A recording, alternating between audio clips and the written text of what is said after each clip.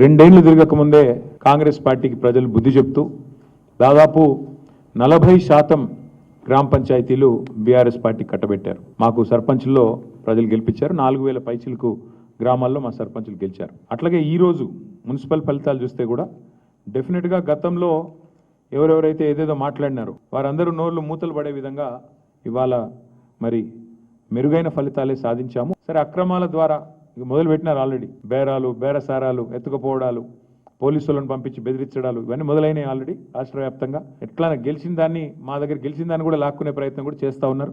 అయినా కూడా పర్వాలేదు, కొట్లాడతాం. ఈరోజు మరి ప్రధాన ప్రత్యామ్నాయం ప్రధాన ప్రతిపక్షమే. ఈ రాష్ట్రంలో కాంగ్రెస్తో పోరాడగలిగిన శక్తి, కాంగ్రెస్ను గద్దెదించే శక్తి, బీజేపీని నిరోధించే శక్తి ఖచ్చితంగా బీఆర్ఎస్కు మాత్రమే ఉంది అని మొన్న పల్లెలో జరిగిన ఎన్నికలు, ఇవాళ పట్టణంలో జరిగిన ఎన్నికలు తేల్చి చెప్పాయి. ఒకటి ఢిల్లీలో అధికారంలో ఉంది, ఇంకోటి రెండోది రాష్ట్రంలో అధికారంలో ఉంది. కానీ ఈ రెండు పార్టీలు ఉన్నప్పటికీ, ఎన్ని రకాల కుయుక్తులు పనిన్నప్పటికీ బీఆర్ఎస్ఏ, కేసీఆర్ గారి నాయకత్వమే ఈ రాష్ట్రానికి శ్రీరామ రక్ష అని చెప్పి మళ్ళీ ఒకసారి అటు పల్లెల్లో ఇటు పట్టణంలో ప్రజలు తేల్చినట్టయింది.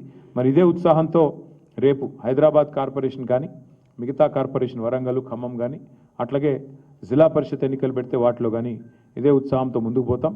డెఫినెట్గా ఎక్కడెక్కడైతే ఈ దుర్మార్గాలు, అరాచకాలు జరిగినాయో వీటిని వదిలిపెట్టం.